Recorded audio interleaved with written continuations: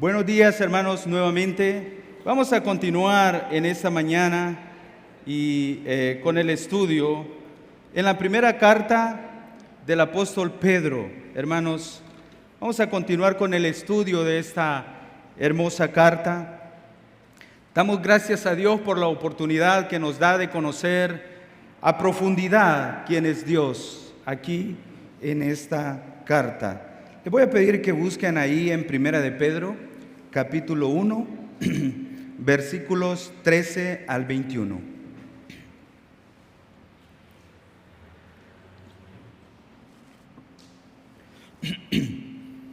Primera de Pedro, capítulo 1, versículos 13 al 21. El tema, hermanos, en esta carta y en general el tema, el propósito por el cual el apóstol Pedro escribe a estos hermanos aquí es para que se mantengan firmes en la gracia. Y el tema de hoy, hermanos, lo he titulado Manteniéndonos firmes en la esperanza. Y creo que esta va a ser la primera parte de dos sermones en el estudio de esta mañana. Manteniéndonos firmes en la esperanza. Leamos ahí, hermanos, Primera de Pedro 1 del 13 al 21. Por tanto, ceñid los lomos de vuestro entendimiento, sed sobrios y esperad por completo en la gracia que se os traerá cuando Jesucristo sea manifestado. Como hijos obedientes, no os conforméis a los deseos que antes teníais estando en vuestra ignorancia, sino como aquel que os llamó es santo, sed también vosotros santos en toda vuestra manera de vivir. Porque escrito está, sed santos porque yo soy santo. Y si invocáis por Padre a aquel que sin acepción de personas juzga según la obra de cada uno, conducíos con temor todo el tiempo de vuestra peregrinación, sabiendo que fuisteis rescatados de vuestra vana manera de vivir, la cual recibisteis de vuestros padres, no con cosas corruptibles como oro o plata, sino con la sangre preciosa de Cristo, como de un cordero sin mancha y sin contaminación, ya destinado desde antes de la fundación del mundo, pero manifestado en los postreros tiempos por amor de vosotros, y mediante el cual creéis en Dios, quien le resucitó de los muertos y le ha dado gloria, para que vuestra fe y esperanza sean en Dios. Los cristianos, hermanos, no se sienten cómodos en este mundo, y esto se hace cada vez más evidente a medida que nuestra cultura se vuelve cada vez más hostil al cristianismo. A medida que nuestras libertades siguen siendo amenazadas, se nos recuerda crudamente que somos extranjeros, que somos peregrinos en una tierra extranjera. Si bien esto puede ser un territorio nuevo para nosotros, la hostilidad, el vivir en un mundo que no nos ofrece absolutamente nada, era normal, hermanos, que los primeros cristianos enfrentaran el rechazo total, que enfrentaran la tribulación del mundo que les rodeaba. Pedro escribió esta primera carta a los cristianos romanos que huían para salvar sus vidas, enseñándoles a mantenerse firmes en medio de la hostilidad, tanto de sus gobernantes e incluso de sus vecinos. A medida que enfrentamos la creciente oposición de nuestro mundo, también necesitamos recordar algunas lecciones, estas lecciones. En esta mañana, hermanos, vamos a ver 4 enseñanzas acerca de la esperanza que nos ayudan a vivir en santidad como hijos obedientes durante las pruebas. 4 enseñanzas acerca de la esperanza que nos ayudan a vivir en santidad como hijos obedientes durante las pruebas. ¿Recuerdan ustedes la narrativa de aquella ranita que si la pone usted en una olla con agua hirviendo, ella rápidamente va a saltar y va a salir de ese lugar, de esa olla hirviendo? Pero si usted coloca a esa ranita en agua tibia y la va calentando gradualmente el agua, esta rana no va a percibir el peligro y morirá cocida. Hermanos, de esta misma manera podemos ilustrar nosotros la vida del creyente en este mundo. Los seres humanos, a diferencia de las ranas, a menudo normalizamos lo que nos daña. Simplemente, hermanos, muchas veces nos adaptamos y no nos damos cuenta que eso nos puede llegar a producir la muerte espiritual eterna. La muerte espiritual eterna. Y es que en este mundo a todo lo malo le estamos llamando bueno y lo estamos viendo como si fuera normal y lo estamos aceptando, hermanos. Y en este pasaje vamos a aprender estas 4 enseñanzas. Y lo primero que veremos aquí en este pasaje, hermanos, es las características de la esperanza del creyente. Las características de la esperanza del creyente. Y estas características realmente, hermanos, son un mandato urgente a esperar. Un mandato urgente a esperar. Una característica de esta esperanza del creyente es una llamada a la acción inmediata. Es una llamada a la acción inmediata. Mire ahí el versículo 13. Por tanto, preparen su entendimiento para la acción, dice esta versión de las Américas. Sean sobrios en espíritu. Pongan su esperanza completamente en la gracia que se les traerá en la revelación de Jesucristo. Una característica, hermanos, de la esperanza del creyente en medio de la tribulación es que estemos alertas, Ve ahí, ceñid los lomos, dice ahí. Y el versículo aquí comienza por tanto, por esta razón. Por tanto, hermanos, todas las bendiciones, privilegios y esperanzas que ha enumerado el apóstol Pedro en esta carta desde el capítulo 1 hasta este versículo, se basa en que Pedro quiere conectar todo esto anterior y que nosotros como hijos reflexionemos sobre el evangelio que realmente hemos recibido y la esperanza futura que está preparada para nosotros.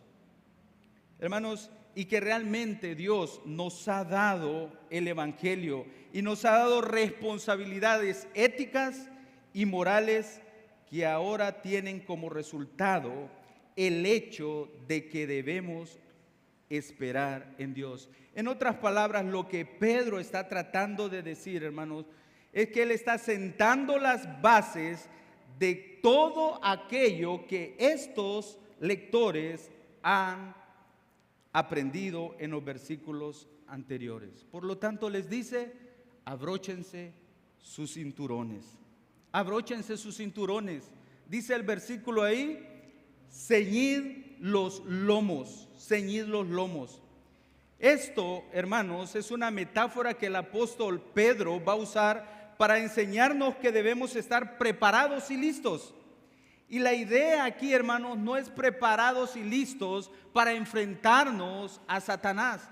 No es preparados y listos para enfrentarnos a problemas o situaciones difíciles.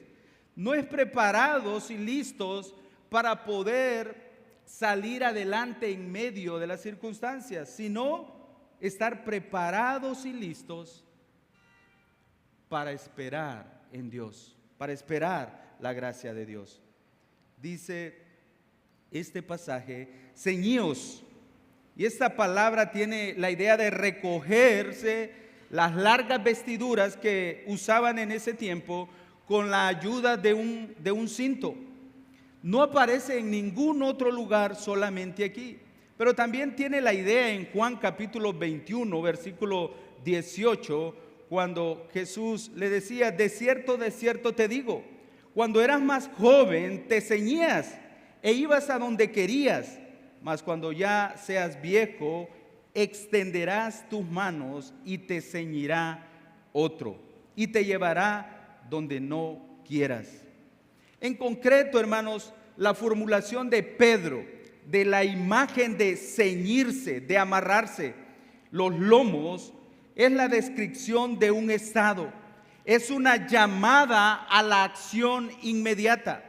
Aquí además, ceñir los lomos y esperar en el mandato, ocurre una interacción dinámica entre ceñir los lomos y esperar.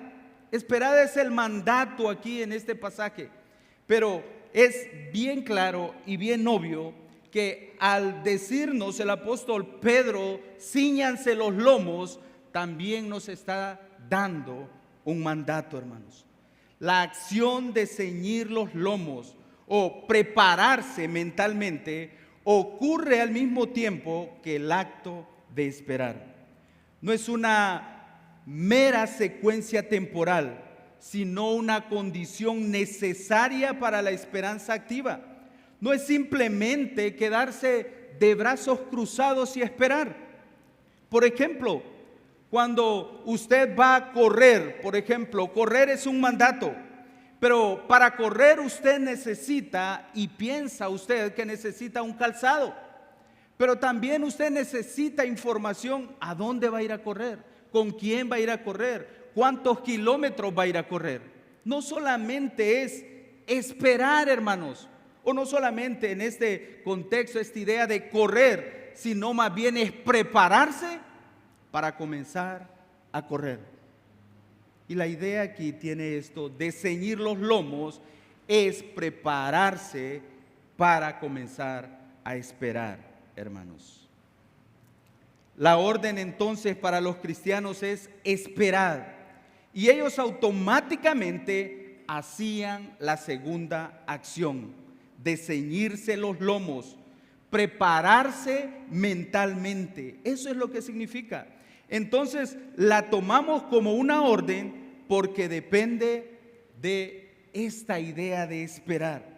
Otro ejemplo de esto, hermanos, es el médico cuando va a operar. La acción de operar va acompañada de otras acciones que obligatoriamente son un mandato. El médico no solo va, se pone los guantes y opera. No, él tuvo, hermanos, que leer los exámenes, mandar a hacer exámenes, ver las radiografías, ver todos los estudios que tenía que ver, exámenes de sangre. De esta misma manera, hermanos, el apóstol Pedro le dice a los creyentes: esperen, tengan esperanza. Pero ellos estaban preparando para eso, hermanos, para tener esperanza. Y es que ellos, como había dicho en otras predicaciones, ellos esperaban, pero con las maletas listas. Ellos esperaban listos para partir de este mundo. Vamos a parafrasear un poco este versículo.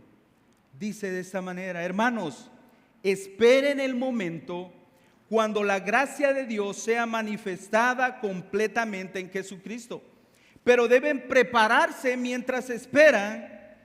¿Y cómo se van a preparar, hermanos? ¿Cómo se van a preparar? Entonces, tenemos aquí esta característica de esta esperanza. Es una llamada a la acción mental, hermanos, a la alerta mental. Ceñir los lomos es un mandato urgente a esperar. Dice el versículo 13: por tanto, ceñid los lomos de vuestro entendimiento.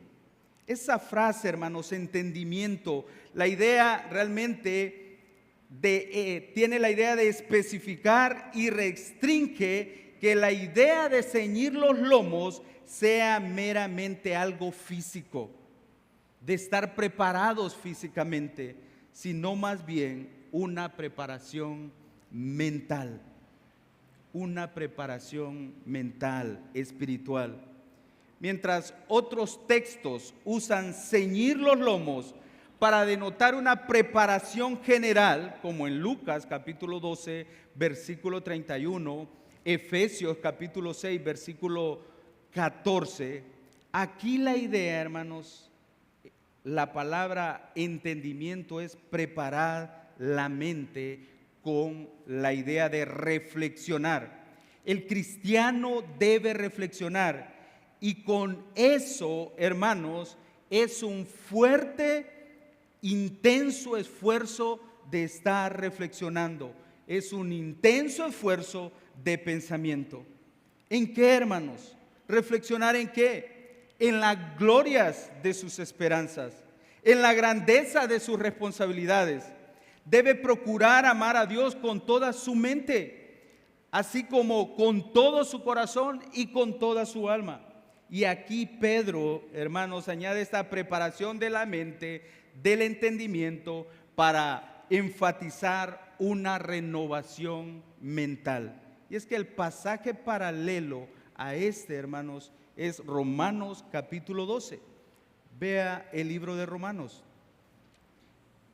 capítulo 12, versículos 2. Romanos 12, 2. Es esa misma idea aquí, hermanos. Dice, y no se adapten a este mundo, sino transfórmense mediante la renovación de su mente para que verifiquen cuál sea la voluntad de Dios, lo que es bueno y aceptable, agradable y perfecto. Es esa renovación mental, esa esperanza, hermanos, nos debe llevar, esa espera en Dios nos debe llevar a una renovación de nuestra mente. Y esa renovación, hermanos, de nuestra mente es continua.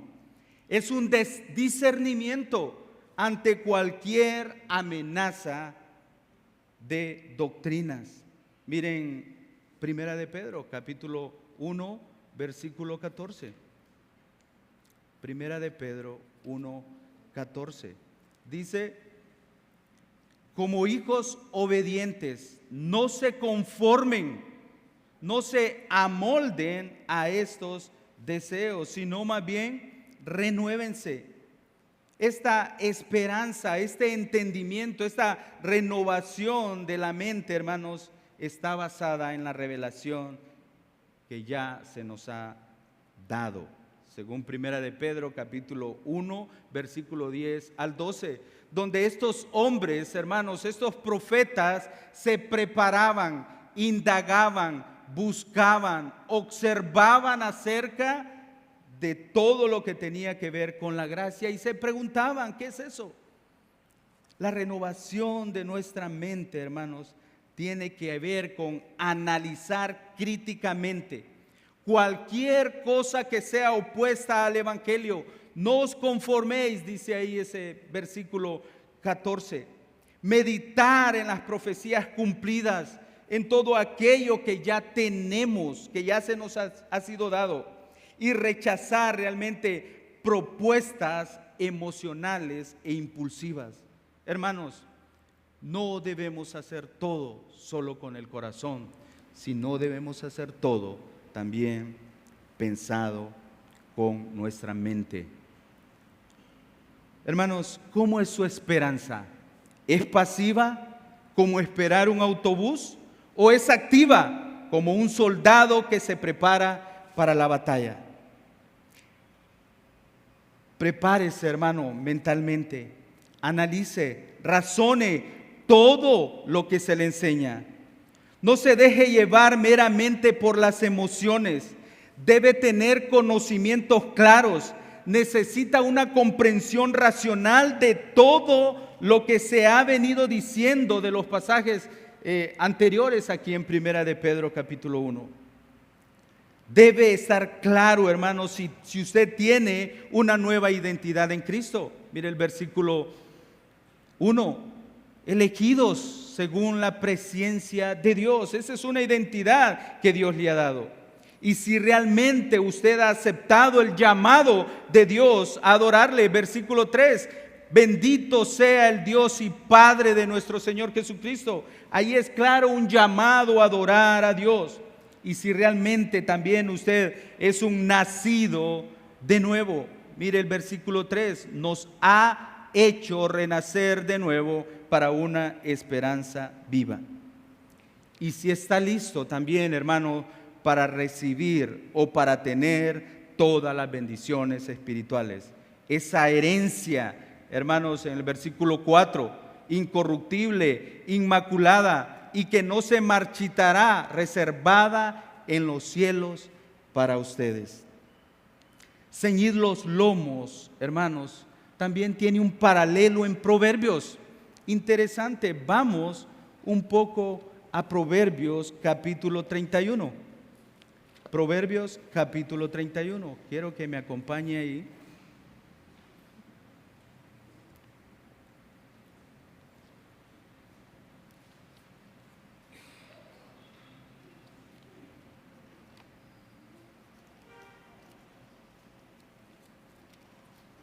Versículo 17. Proverbios 31, versículo 17. Mire lo que dice.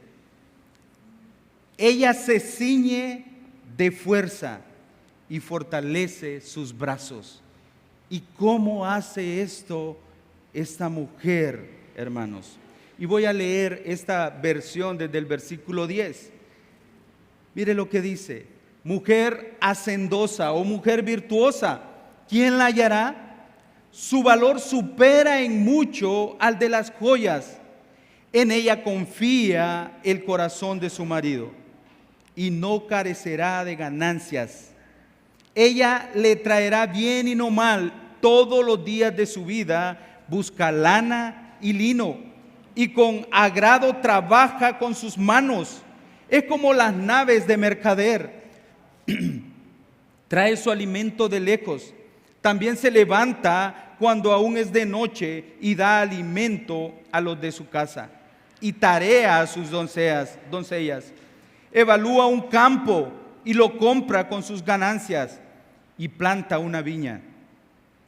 Y el versículo 17, ella se ciñe de fuerza y fortalece sus brazos. Nota que sus ganancias es buena, no se apaga de noche su lámpara, extiende sus manos a la rueca y sus manos toman el uso. Extiende su mano al pobre y alarga sus manos al necesitado. No tiene temor de la nieve por los de su casa, porque todos los de su casa llevan ropa escarlata. Se hace mantos para sí, su ropa es de lino fino y de púrpura. Su marido es conocido en las puertas de la ciudad cuando se sienta con los ancianos de la tierra. Hace telas de lino y las vende y provee cinturones a los mercaderes. Fuerza y dignidad son sus vestiduras y sonríe al futuro. Abre su boca con sabiduría y hay enseñanza de su bondad en su lengua. Ella vigila la marcha de su casa y no come el pan de la ociosidad. Sus hijos se levantan y la llaman bienaventurada. También su marido y la alaba diciendo: muchas mujeres han obrado con nobleza, pero tú superas a todas. Engañosa es la gracia y vana la belleza, pero la mujer que teme al Señor, esa será alabada. Denle del fruto de sus manos y que sus obras la alaben en las puertas de la ciudad. Esa, hermanos, es una mujer que se ciñe, que está preparada, no solamente física, sino mentalmente. Dice, se ríe del futuro. Eso es una preparación, hermanos. Eso es tener la mente clara. Todo lo que ella hace es pensado, actuado. Hermano, hermana, ¿cómo estamos viviendo? ¿Estamos viviendo, pensando y riéndonos realmente del futuro, querida hermana? Y este es un buen tiempo para reflexionar en ello. ¿Cómo usted, como madre, se ha ceñido su mente? ¿Cómo ha preparado su mente? ¿Ya tiene claro el futuro? ¿En quién está su confianza? ¿Cómo está preparándose mentalmente? Ciertamente el énfasis en fijar totalmente la propia comprensión en un único propósito supremo se basa acertadamente en el pensamiento de la referencia de Jesús en Deuteronomio capítulo 6, versículos 4 al 6. Y Pedro cree que ha llegado el momento de que los que aman a Dios con corazón, alma, mente, se preparen con la misma concentración para la gracia que se os traerá cuando Jesucristo se manifieste. Hermanos, preparar nuestra mente va acompañado de vivir una vida en santidad. ¿Está usted preparando su mente y ha resuelto usted vivir en santidad? Una segunda característica, hermanos, de esta esperanza que Dios le da al creyente es una disposición para la acción completa. Una disposición para la acción completa. Mire ahí siempre el versículo 13. Por tanto, preparen su entendimiento para la acción. Y dice ahí, sean sobrios, sean sobrios. Ser sobrio y esperar por completo en la gracia que se os traerá cuando Jesucristo sea manifestado. El cristiano debe ser sobrio en el uso de sus dones que Dios le ha dado. Debe ser sobrio también en sus hábitos de pensamiento. Debe conservar un temperamento tranquilo y sereno. El entusiasmo cristiano debe ser reflexivo, no excitado y desordenado. La palabra se usa comúnmente en la literatura griega para designar la sobriedad. Alguien, en un sentido metafórico, que no está controlado por el vino, sino que está controlado y es sobrio en cuanto a sus pensamientos, en cuanto a sus ideas. Primera de Pedro, vean ahí en el capítulo 5, versículo 8. Dice, sed sobrios y velad, porque vuestro adversario el diablo, como león rugiente, anda buscando alrededor a quien devorar. Segunda de Tesalonicenses, capítulo 2, versículo 2, dice que no os dejéis mover fácilmente de vuestro modo de pensar, pero nosotros que somos del día, seamos sobrios, habiéndonos vestido con la coraza de fe y de amor y con la esperanza de salvación como el yelmo. Primera Tesalonicenses 5, 6, 8 dice, por tanto no durmamos como los demás, sino velemos y seamos sobrios. Y algo práctico, segunda Tesalonicenses 2, 3 al 11 dice, porque oímos que algunos de entre vosotros andan desordenadamente, no trabajando en nada, sino entremetiéndose en lo ajeno.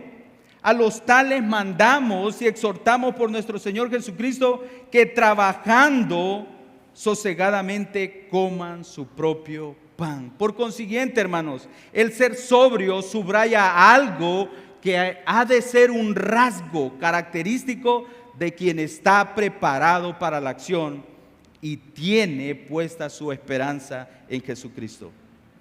No vamos a considerar la idea metafórica de la sobriedad o abstinencia del vino, más bien debe entenderse como estar atentos a prestar atención.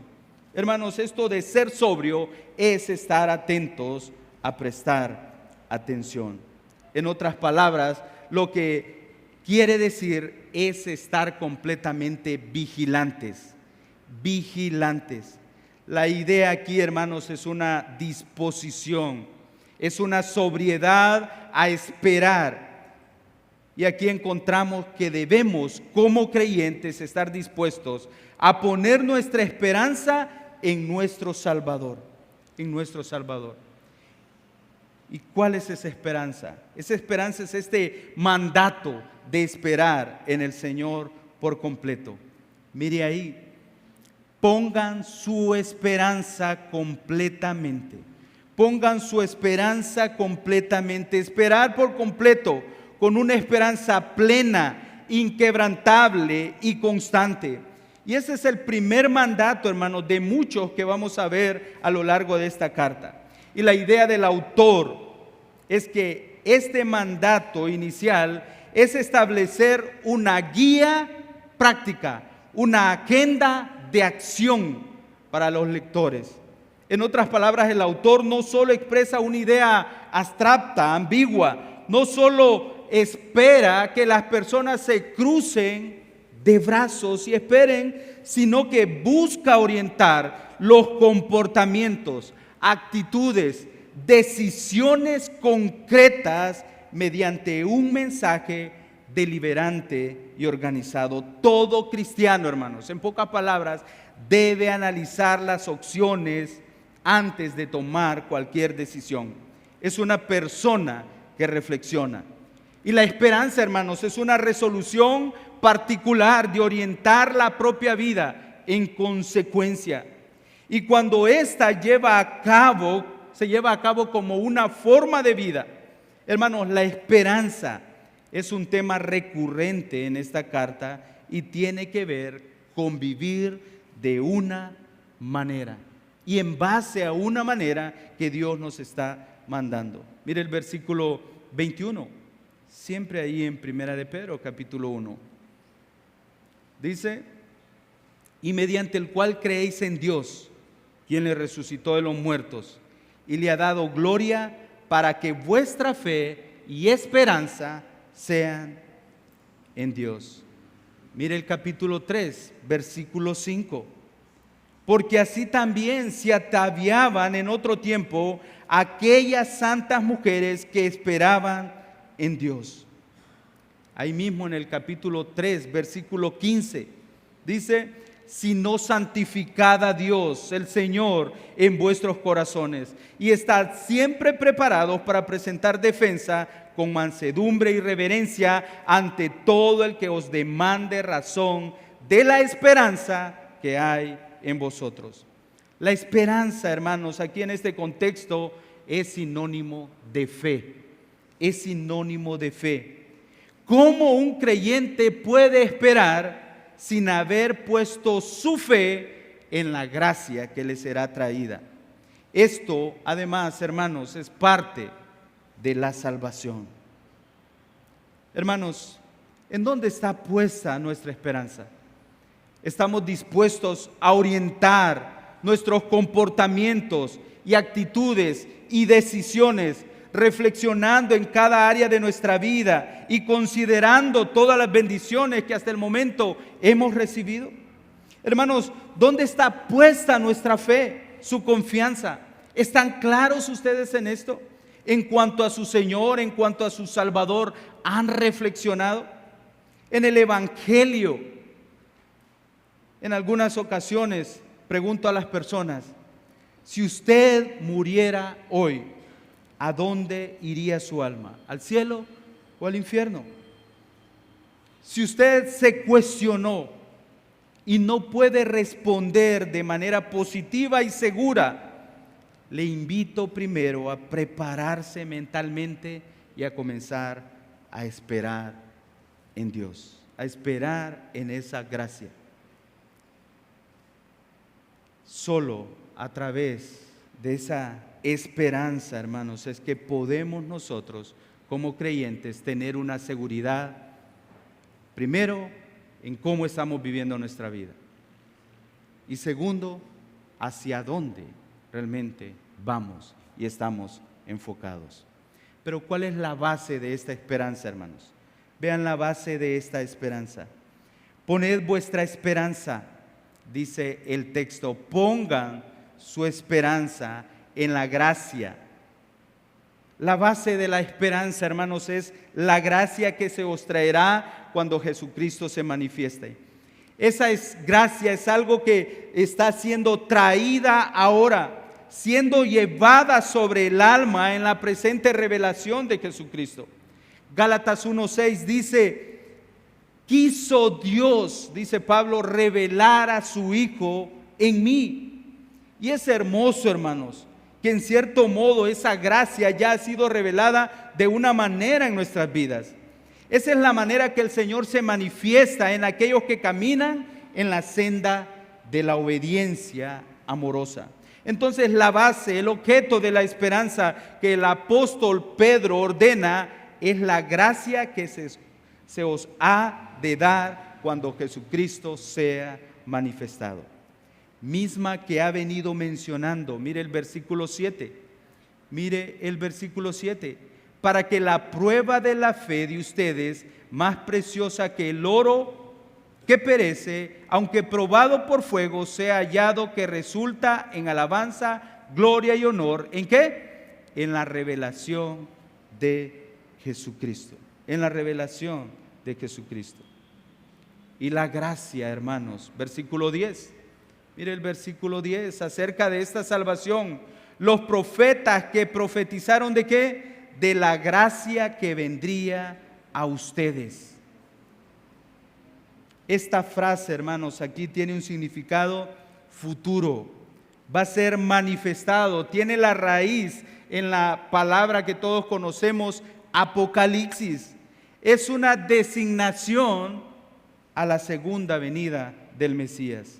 Y aquí, hermanos, realmente es un beneficio para quienes. Ahí lo dice, para vosotros. Algo de lo cual gozaremos en el futuro. Y aquí esta palabra, vosotros, designa a aquellos que han sido escogidos. Versículo 2, mire, capítulo 1, versículo 2. Estos han sido escogidos, tienen una nueva identidad. Estos son los que van a gozar de esta gracia que va a ser manifestada. Y aquellos que han sido renacidos, versículo 3, aquellos que han sido sus corazones regenerados. Pero no solo eso, hermanos. Ve el versículo 7, también aquellos que han sido o que están siendo probados, porque es necesario que pasemos por esas pruebas para definir realmente si somos verdaderamente sus hijos y estamos confiando en Él. Pero también en aquellos que aman al Señor sin haberle visto, versículo 8. Y también en aquellos que profetizaron de esa gracia, que inquirieron, indagaron diligentemente de ella. Hermanos, esto es hermoso, es un beneficio para todos estos que menciona Pedro en todo este capítulo. Hermanos, ¿es usted un escogido de Dios? ¿Es usted alguien que ha nacido de nuevo? ¿Está siendo probado? ¿Usted está teniendo pruebas? Porque es necesario, dice el versículo 7. Es la voluntad de Dios. ¿Es usted uno que ama al Señor y que confía en Él a pesar de que no lo ve? La gracia, hermano, de la que Pedro habla es la revelación de Jesucristo. La gracia de la que Pedro habla aquí es la gracia del último día. No es algo que pertenezca a la experiencia del presente, sin embargo, gozamos de ella en cierta manera en ese tiempo. Y es que la gracia que será revelada, hermanos, es la salvación completa. La salvación completa de nuestras almas. Versículo 5. Mediante la fe, ustedes son protegidos por el poder de Dios para la salvación que está preparada para ser revelada en el último tiempo. Esto implica perfección completa para nuestras almas y salvación completa para nuestros cuerpos. Además, hermanos, esta gracia que se nos traerá es la confirmación completa de nuestra fe. Podremos decir con confianza que no creemos en vano, amén. No tenemos una esperanza en vano, no amamos en vano. Así que si su esperanza está en el Señor Jesús, manténgase firme, no se avergüence del Evangelio, proclámelo, hermano, proclámelo el Evangelio de Jesucristo. Por eso Él va a decir cuando Jesucristo sea manifestado o en la revelación de Jesucristo. Esta gracia, hermanos, a los lectores en este momento, ellos entendían que ellos estaban recibiendo un favor, un favor. Esta gracia, hermanos, es dada a aquellos que reconocen a Cristo Jesús en humildad. Miren, primera de Pedro capítulo 5, versículo 5. Dios resiste a los soberbios. ¿Y qué dice? Y da gracia a los humildes. Así como un corredor, hermanos, no solo espera la señal de partida, sino que se calza para correr, Pedro nos ordena esperar activamente, mientras ceñimos los lomos del entendimiento, la gracia futura que Cristo revelará en su venida. Según este versículo 13, no es un mero regalo pasivo, no es para que usted recibió gracia y se siente a esperar. Exige, hermanos, que hoy renovemos nuestras mentes, combatiendo ideologías contrarias al Evangelio con la espada de la verdad, según Efesios 6:17. Que nos calcemos, hermanos, y estemos listos. Su esperanza es como la del atleta que estudia estrategias mientras ajusta sus zapatillas, o como la del espectador que solo mira. La sobriedad espiritual, hermanos, implica más que abstinencia, es analizar cada decisión bajo la luz de las Escrituras. Como el cirujano que opera con precisión divina, ceñirse es amar a Dios con toda la mente, hermanos. Deuteronomios 6:5, amarás al Señor con toda tu mente, discerniendo en cada prueba el anticipo de la gloria venidera. Levantémonos, es pronto, hermanos, esto está pronto a venir, esta partida está pronta a venir. Y realmente no es un destino lejano, sino una realidad que ya debe estar moldeando nuestras vidas hoy. Cada acto de obediencia, cada pensamiento cautivo a Cristo, te ciñe para el encuentro definitivo con nuestro Señor. Y si realmente estamos corriendo esta carrera, debemos prepararnos con el calzado del Evangelio. Estas características, hermanos, son una llamada a la acción. Estas características de esta esperanza, de este mandato, es un llamado a la acción inmediata. Es una alerta mental, es ceñir los lomos de nuestros pensamientos y es una disposición para la acción completa. También, hermanos, miremos ahí el versículo 14, el contenido de la esperanza del creyente. El contenido de la esperanza del creyente. Y aquí veremos un punto de esto, hermanos. El contenido de la esperanza para el creyente es una exigencia a vivir en santidad. Es una exigencia a vivir en santidad. Mire el versículo 14. Como hijos obedientes, no os conforméis a los deseos que antes teníais, estando en vuestra ignorancia. La esperanza exige hijos obedientes. Aquí el apóstol Pedro escribe cómo, pero la idea aquí, hermanos, no es una comparación como metáfora.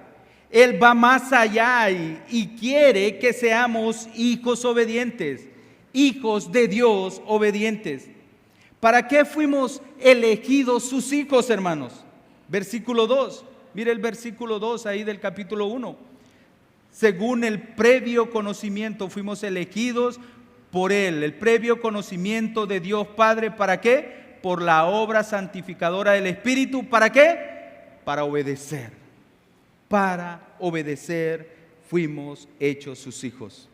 Y la misma idea, hermanos, en el versículo 17. Mire el versículo 17. Y si invocan como Padre, ustedes si invocan como Padre, ¿a quién?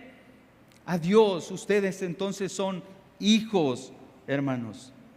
Él desea que nos conduzcamos con temor todo el tiempo. Estos hijos tenían el privilegio realmente de llamarle Padre. Así que esta frase, como hijos obedientes, introduce no una comparación, hermanos, sino que esto es una realidad. Así debe verse un verdadero hijo de Dios. ¿Cómo debe verse un verdadero hijo de Dios? Obediente, obediente. Y a la vez también tenemos una advertencia de no amoldarnos a nuestros deseos. Y esta frase, hermanos, hijos, solo aparece nuevamente en el capítulo 3, versículo 6, con la misma idea, donde se le designa a las esposas como hijas de Sara, precisamente con referencia al hecho de que Sara obedeció a Abraham. Esta realmente es una realidad típica de los hijos de Dios, única. Solo los hijos de Dios la poseen, hermanos. Primera de Pedro 1:2, fuimos elegidos para obedecer, y esto no depende de nosotros. Primera de Pedro 1:22, hermanos, habiendo purificado vuestras almas, ¿para qué? Para la obediencia en santificación, para la obediencia en la verdad. Y esto, hermanos, tampoco es algo que nosotros provocamos, solo lo recibimos. Simplemente está describiendo a sus lectores como un pueblo obediente, es decir, como aquellos que han aceptado el evangelio cristiano. Así que, hermanos, la esperanza en Dios exige santidad. ¿A través de qué? De la obediencia. La santidad se verá reflejada en cuanto eres obediente a Dios y a su palabra. Así que el apóstol Pedro quiere introducir el concepto de santidad más adelante, ya que la santidad y la obediencia es prácticamente, hermanos, lo mismo. Van de la mano, no se pueden separar. El ser obediente automáticamente es ser santo. Nosotros somos llamados hijos, no por nacimiento, sino porque fuimos adoptados y en algún sentido disfrutamos de los mismos privilegios que un hijo legítimo, hasta el punto que se nos comparte de la misma herencia. Es el deseo más grande que tiene un padre, que sus hijos anden en obediencia. ¿Recuerdan, hermanos? El pastor Benedicto nos hablaba de esto, tercera de Juan, capítulo 1, versículo 3. Pues mucho me regocijé cuando vinieron los hermanos y dieron testimonio de tu verdad, de cómo andas en la verdad. Y no tengo mayor gozo que este, el oír que mis hijos andan en la verdad, obedeciendo la verdad. Esto es en obediencia, que es su caminar conforme a la verdad de Dios. Y se espera que todos los hijos, hermanos, tengan esta naturaleza. Dios no espera que los desconocidos le obedezcan. Él espera y manda a sus hijos a obedecer a aquellos de los cuales Él es su Padre. Y debe ser una característica de sus hijos. La traducción literal aquí, hermanos, sería hijos de obediencia. Significa que la característica principal de estos hijos es la obediencia. La obediencia a Dios significa negativamente que sus hijos no seguirán viviendo como antes, amoldándose a lo que les sugieran sus deseos pecaminosos.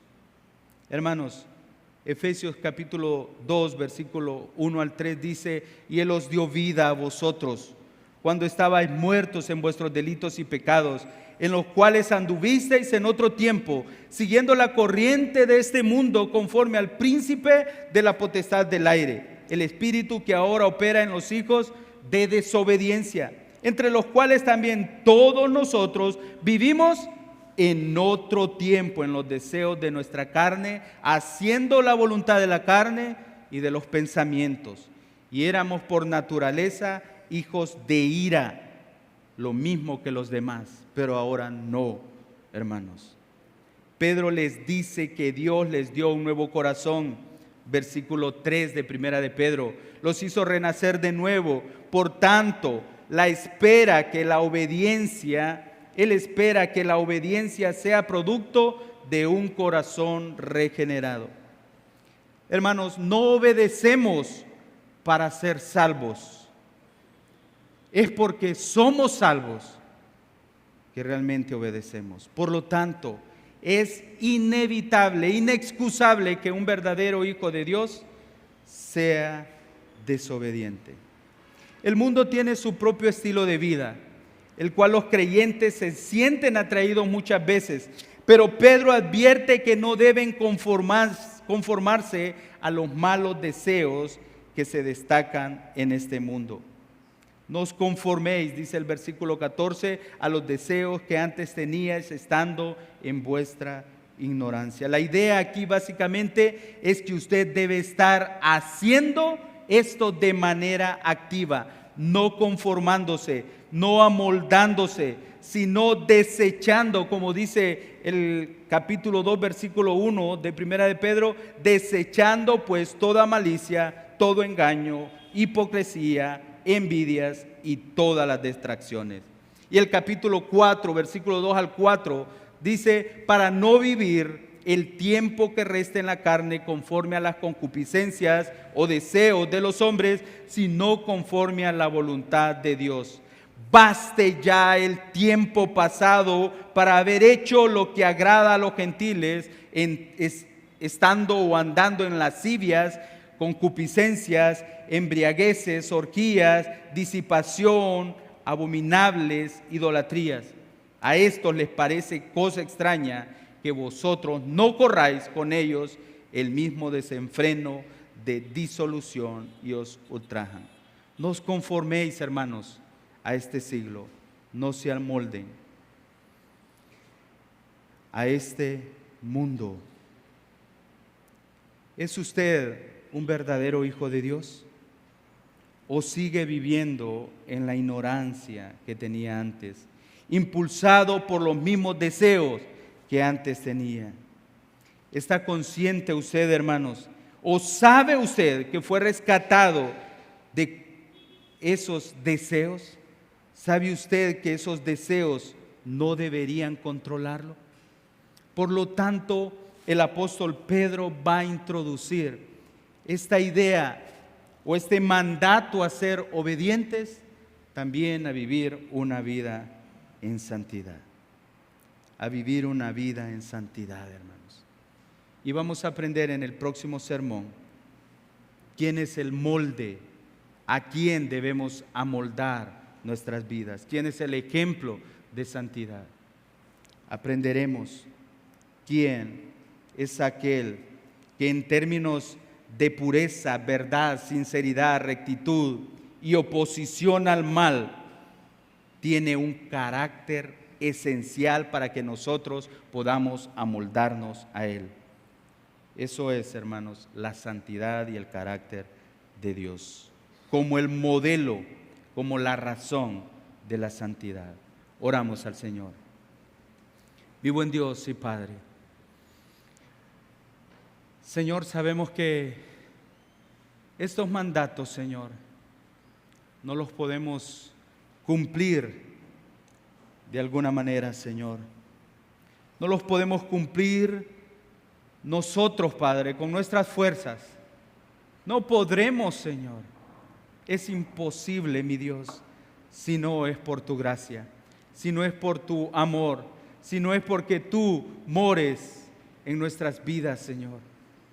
Padre, ayúdanos a renovar nuestra mente, ayúdanos a ser sobrios, Ayúdanos, Señor, a no amoldarnos, ayúdanos a no vivir o a seguir viviendo, Señor, en nuestros deseos.